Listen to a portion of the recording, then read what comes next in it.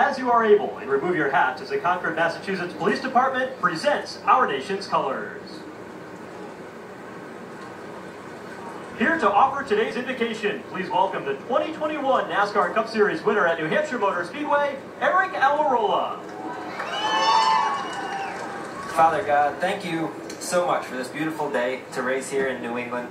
Father, thank you for all these competitors, the drivers and the teams, and we pray that you protect them as they get ready to compete and do battle. Father, thank you for all the men and women here and all over the world that fight for our freedom, Jesus, so that we could have an eternal relationship with you. Amen. And now, to sing "O Canada," followed by the Star-Spangled Banner, four-time gold medal winner at the Canadian Sherbrooke Music Festival, Jennifer Belrose. O Canada, our home and native land, true patriot love in all of us command. With longing heart we see the rise.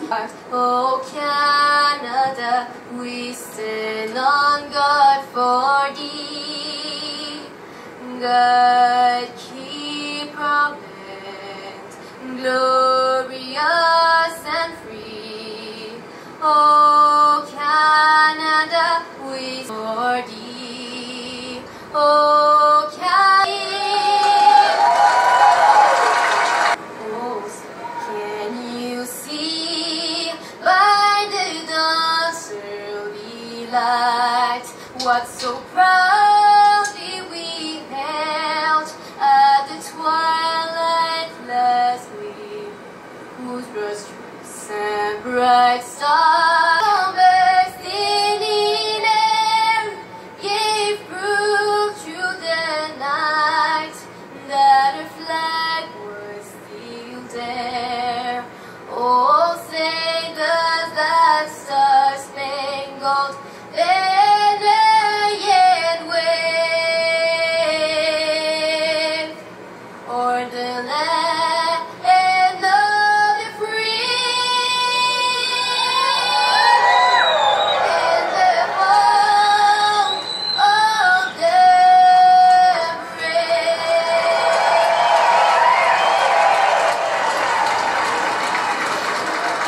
Race fans, here to give the command to start engines, please welcome Vice President of Public Relations and Communications, Crayon Group, Melanie Coffey. Good afternoon. On behalf of Crayon, I'd like to welcome you to the New Hampshire Motor Speedway. And now, drivers, start your engines!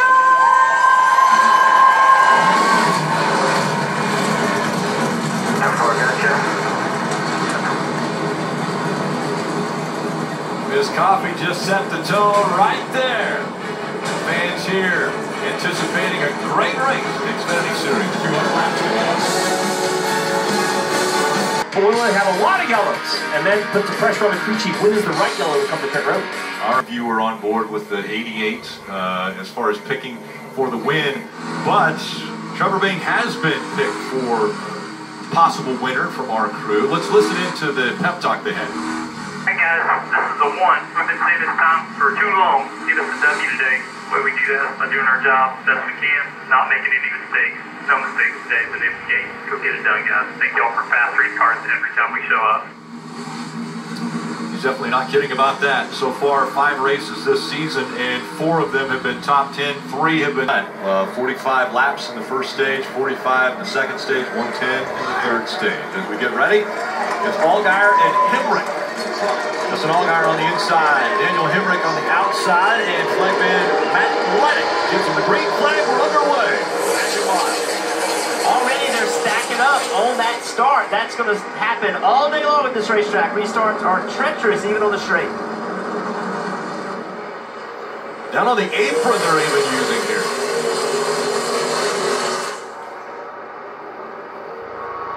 Back and forth position there. Brandon Jones. Must have rained there a little bit. 19 trying the outside line now. Oh, Allgaier really loose from the bottom.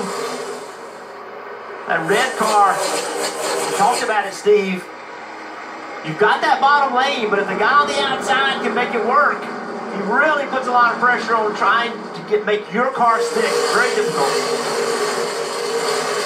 And that right there, just a perfect example of New Hampshire. That blue and white number 10 of Landon Castle, that college racing entry.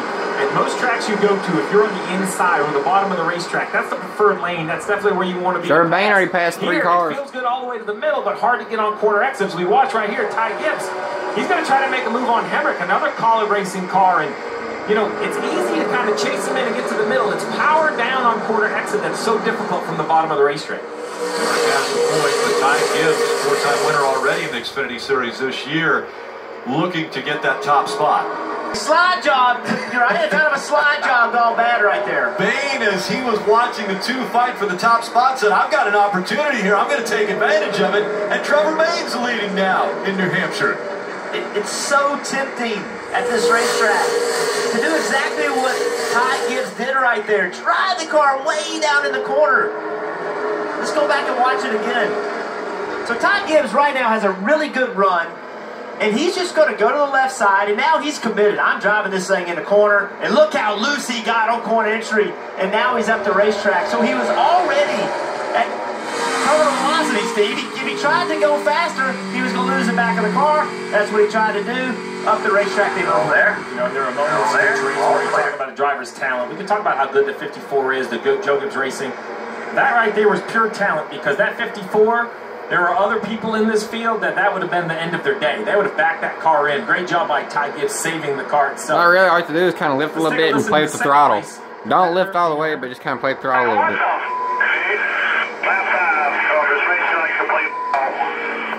And that's the competitor's opinion of Ty Gibbs, right? It's a great move for the fans. It's exciting to watch, but you know, Daniel Hemrick is like, dude, we're 5 laps into this race, and you are backing your car into the corner, taking me up the racetrack. They were teammates. So even after coming to pit road, Gibbs and Allmendinger have a great restart, get back up toward the front. Bain might get third here. Moves, but it's Ryan Sieg who's going to win stage 1. He's going to get here at the Magic Mile. Not quite third. Barely fourth. There's a lap now.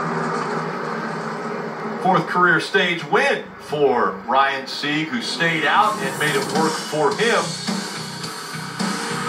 Brandon Brown ends up in 5th after also staying out. The big moves by Gibbs, Allmendinger, and Byron getting into the top 5.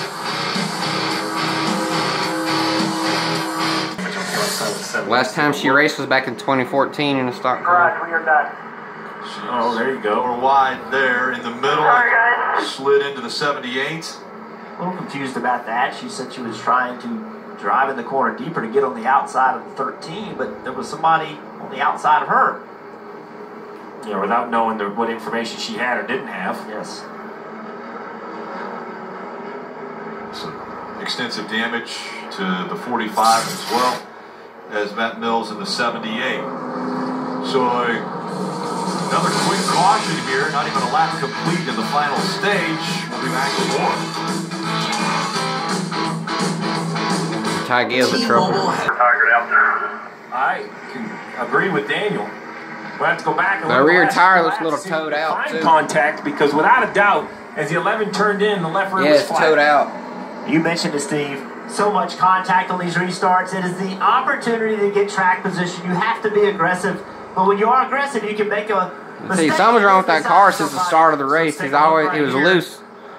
He was tight and loose. You can see it. It's been doing that wobble all day. Back and forth. The left rear is flat. So, but it looks like the rear is already missing. So I believe there's contact with that left rear of the 11 at some point before this accident. Saw it. What a helpless feeling for a driver. He knew down the back straightaway he was in trouble, but you just cannot get it slowed down enough. He has to decide if he's going to try to climb out over the wall or climb across to the right side. Let's take a look at the 88. I don't know if there's a loose wheel, because, you know, the air looks up in these tires. So he gets going on the restart. You know, the 16's up into the back from everything normal, but then he turns down in the corner. And he just aborts. He feels something so severe he can't continue. When he came down pit road, they only called for right side tires, and the tires looked like they had air in them. So I don't know if it was a loose wheel or another issue. I mean, there's no sparking. There's no airliners here. So that's a flat right rear. Something's dragging on the racetrack. Daniel Hemrick taking that unfortunate walk to the medical attention, and you see, you know, I don't see any damage on this car. We'll have to get an update on exactly what happened to the 88. Interesting point in the race, though, 93 laps in.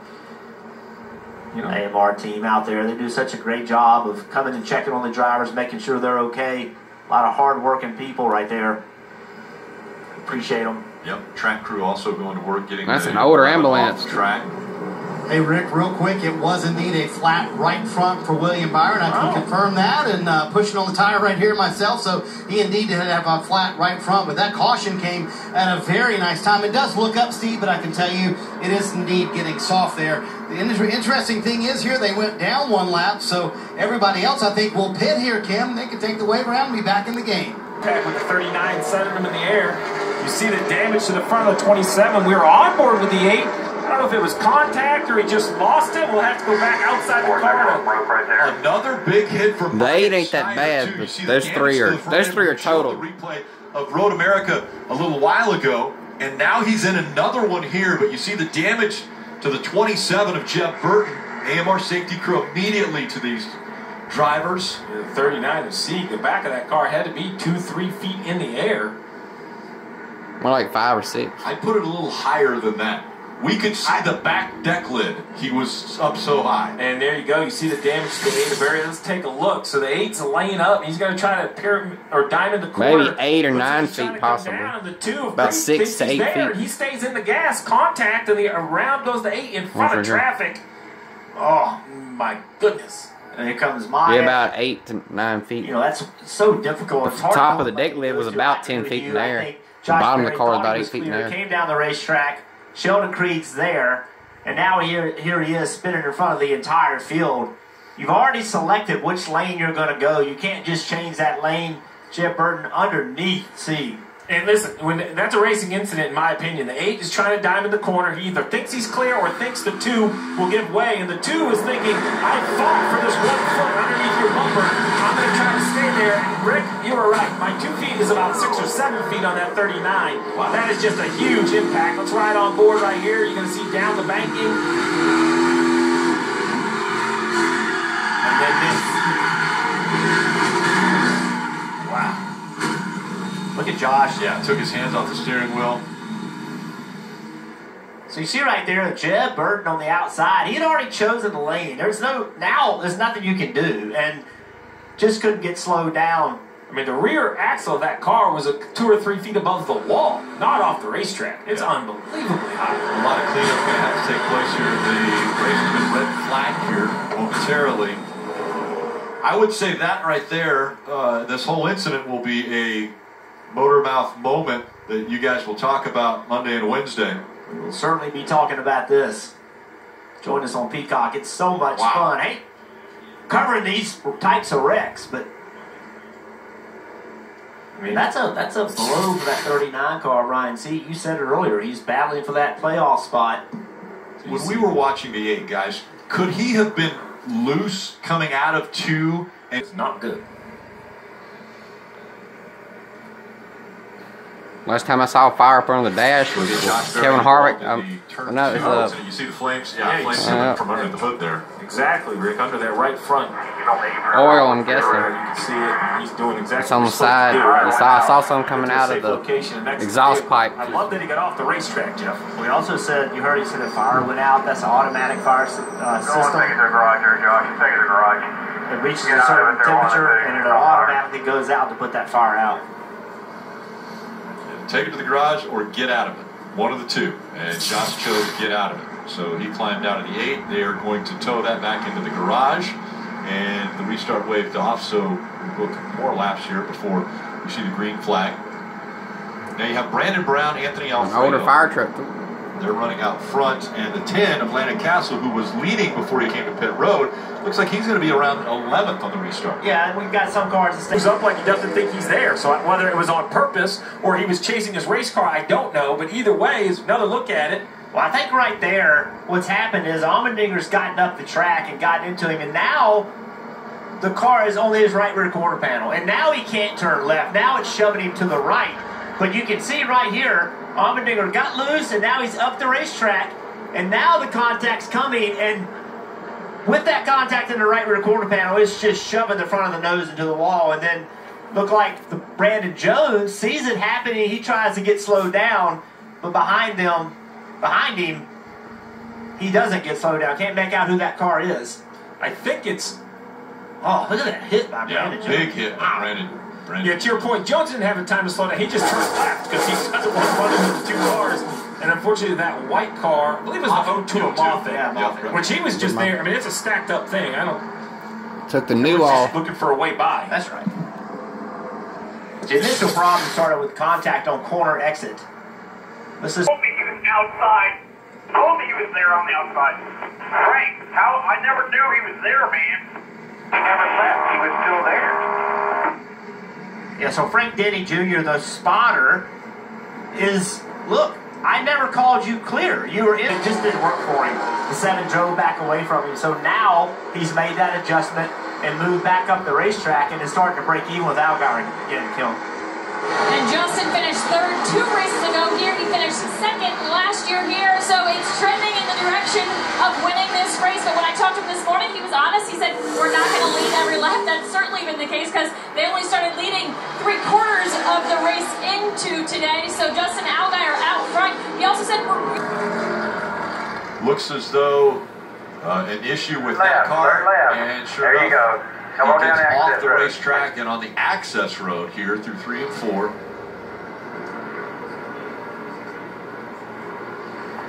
So a restart, Jeff, you said those are the most important. Well, yeah, before we get to the restart, let's open pit road and give everybody a chance. I just mentioned Brandon Brown and my concern for coming to get fuel. Well, here he is, running 9th. 26 to go. He's got the yellow he was looking for. He might have a set of tires. We're going to get a report, hopefully, from pit road at some point if they can just could not go as low as he wanted to. Take it and then King watch the coming back. crossover. Great information from the roof. Eddie DeHaan giving him that information. Contact. Oh, Allgaier tried to squeeze him, getting into the corner.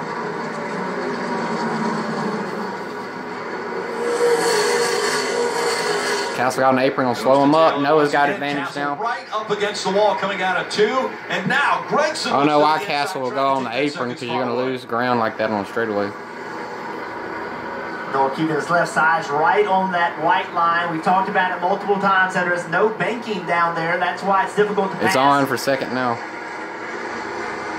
They won't have a shot at the leader. Needing to keep this second spot in case we get another caution so we can restart on that front row. Noah wants the same though.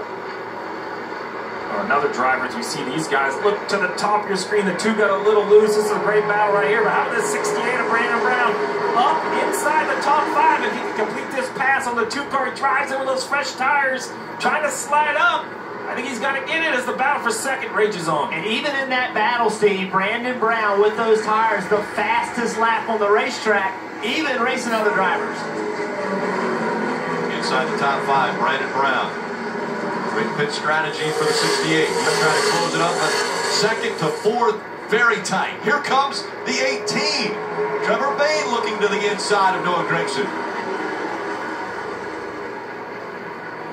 And he's there. He got him cleared. You know, if you can get to the bottom, it's all about carrying enough speed to clear the car in front of you. Now the 9's going to look for the crossover. He's unable to do it. Will he turn left on corner entry? He's going to try, but the 18 has that shallow entry. That opens the door for the 68. As both of these slide up, Brandon Brown's going to try to get a nice straight run off the corner. If Brandon has a shot at this race, he's got to clear these 2 guys quickly. He kind of make this work. He can't keep bogged down behind him. It just wasn't able to stay close enough to Noah right there. So now to the bottom of the racetrack he goes. Noah gives it to him, knowing how difficult it will be to clear to him on corner exit. Brandon just can't get that momentum he needs. Yeah, now those new tires are starting to get warm. They're starting to lose a little bit of grip. You know, for the lead or for second, the 68 could be a little bit more aggressive, but back here for 5th, you still have to race with some patience. Here we go. We're going to leave door to door. Yeah, but still the momentum on that outside lane. Oh. Bayne to the Come on, Trevor Bayne. Praying for a caution. He's like that most of the day. Allgaier, the last two races here, finished third and then second. Does he complete it and end up front? He's running first right now, under 10 laps to go, less than 9. Well, Jeffy told you yesterday that today was his wife's birthday. You convinced me he had to buy her a car? Ashley. Now he turns in straight and very deep, almost trying to slide up in front of him, but Castle knows what he was trying to do. He rolls to his outside, and they get so tough. Great fight here as Castle and Bain trying to get that second spot. Am I Rick? Oh, yep, bump. Very close to getting into the side of Castle. Allgaier is exceptionally happy they didn't wreck right there. He's rolling out front. Still the battle happening, though. Be careful what you wish for. Yeah, they stay very tight. Bain trying to get that position away. Under 6 laps to go. Come on!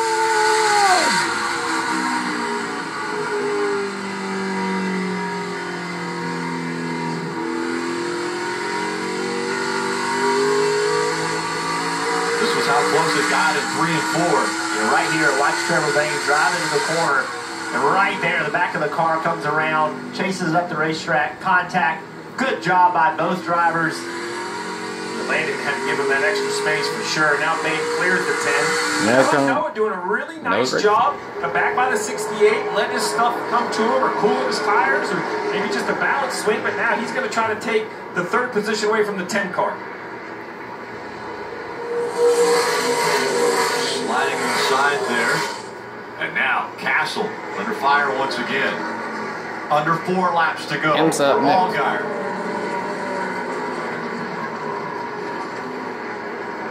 Bain, looking convincing in second. All the 7 wants is to run 4 green flag laps. You know, he has a big enough lead, enough experience, and things, and wondering how long this is going to take. We're seeing the 54 of Ty Gibbs coming back in the picture here, but multiple laps down for Ty. And some names on the left side. We mentioned Jeremy Clements with those new tires. He's driven all the way back up to 7th, doing a nice job. Kyle Weatherman in 10th.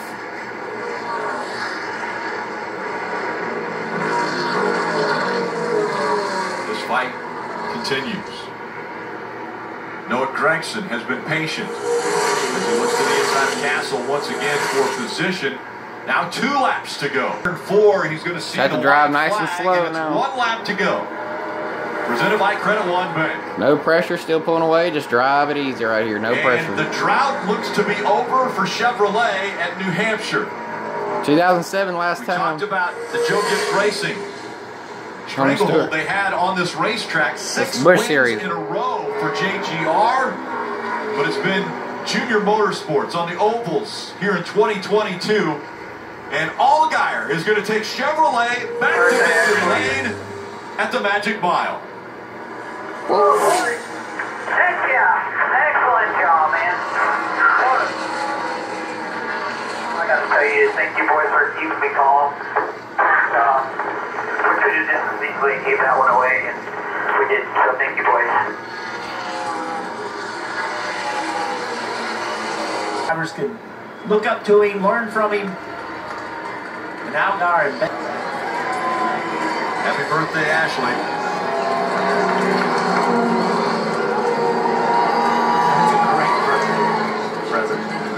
Not as good as the New Hampshire, your wife's birthday. That's, you gotta give her a car. That's all. Everybody. Okay. Great job. Got this entire team. You heard him. Giving the team credit, Steve. I love that. You know, he's been around. He knows how easy this success can go away without a great group around him. Kelly, Dale Jr., Pemberton, everybody at Junior Motorsports has assembled an impressive group over there of not just drivers, but engineers and crew chiefs.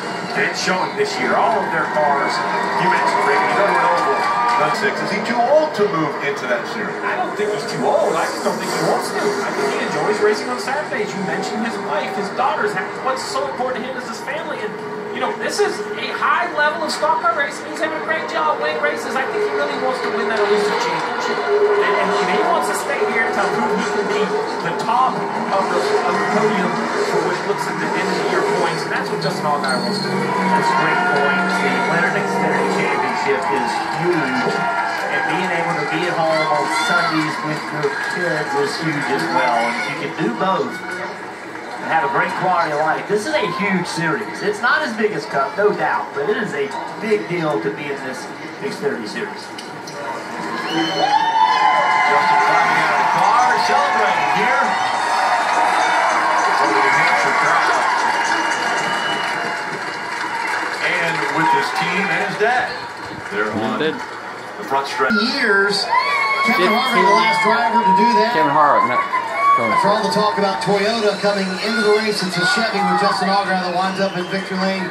Did you hear all that talk coming into the race? That, hey, this is the Toyota track, not a Chevy place. Did you guys have something to prove today? We finished second last year to one. I told these guys I really wanted to win here.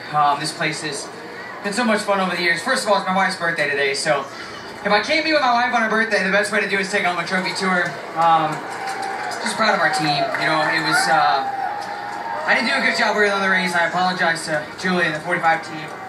I got under her. I still don't know what happened, but I just feel bad no matter what the case was, and just felt like all day I just wasn't doing a good job. And the guys kept me calm, and we great pit stops all day. Hated the Hans, awesome up on the spotter stand. Yeah, baby. Just really proud of this team, man. God's good, and you fans, thank you all for coming out. I told them before the race, it is so cool seeing all the fans lined up all around this place. This place never disappoints. And that's why Brandon Jones crashed right over there. Absolute roll. 3 wins in the last 8 races. Justin Allgaier, the winner at New Hampshire. Again, a reminder, IMSA Racing in its entirety at the conclusion of our broadcast here as all smiles.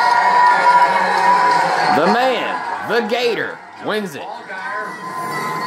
Getting his 3rd win of 2022, maybe forging himself out front as far as a favorite for the championship in 2022.